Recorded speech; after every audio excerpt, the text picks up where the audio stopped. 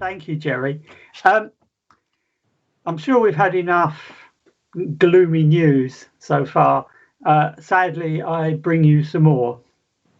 There was a huge team effort to bring you this report today, as Jerry mentioned, which also benefited from a wealth of external expertise from all disciplines from across the world, many of whom we're very grateful to, and they are acknowledged at the start of this report. However, there were others who wished to remain anonymous, who didn't want to be acknowledged in the report. And this appalling state of affairs is indicative of the witch hunt, and I can't really think of any other more appropriate phrase, the witch hunt against those who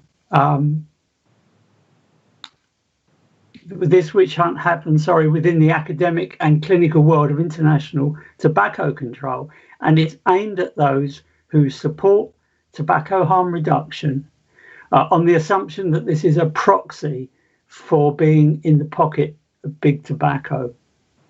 And so that's why it's hard to be positive about progress towards a humane and compassionate tobacco control policy, which should be aimed squarely and solely at reducing the death and disease toll from smoking. And it's an environment which should have no place for any kind of quasi-religious or moral considerations, which I think are quite often at play in the whole current anti-tobacco harm reduction narrative. Our first report took a sweep across the whole tobacco harm reduction landscape with lots of backstory about tobacco harm reduction and safer nicotine product developments. This report reiterates and builds on all the strong scientific and clinical evidence base in favour of the use of safer nicotine products in encouraging smokers to switch away from combustible tobacco, and also highlights the many communities that we call the left behind, whether it's indigenous or minority ethnic groups, people with drug problems, homeless people, people struggling with mental health, and those within the LGBTQ community who also suffer a lot of marginalisation and stigmatisation, and all those groups have far higher rates of smoking than the daily adult smoking rates in many countries across the world.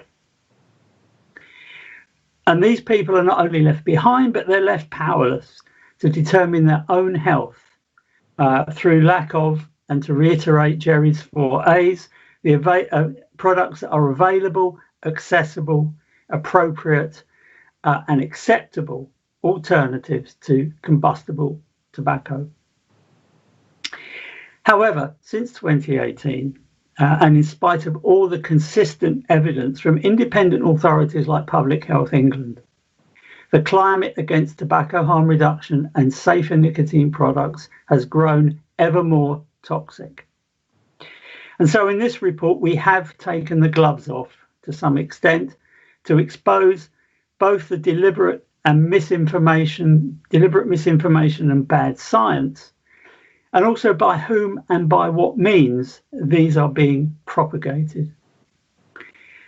Opponents of tobacco harm reduction, whether government agencies, medical organisations, or campaigning NGOs, have tried to influence politicians and the media that there is a teenage vaping epidemic, particularly in the US, that companies are deliberately targeting minors with flavoured nicotine liquids, that the outbreak of lung disease and deaths in the US was deliberately and specifically caused by vaping nicotine liquids, and that vapers are more at risk of coronavirus.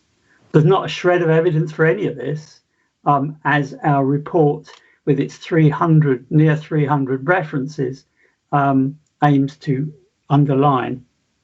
Yet the drip feed of well-published propaganda to a media always keen on the bad news has worsened perception of the safety of safer nicotine products amongst the wider population, but more crucially and tragically, among smokers themselves. First slide, please. Thank you. Now, I could have picked any number of slides like this, and I'm sure many of you will be familiar with similar sorts of slides, adverts, propaganda across many countries in the world. I mean, this one is particularly dreadful because, of course, it carries a WHO logo in the top left-hand corner.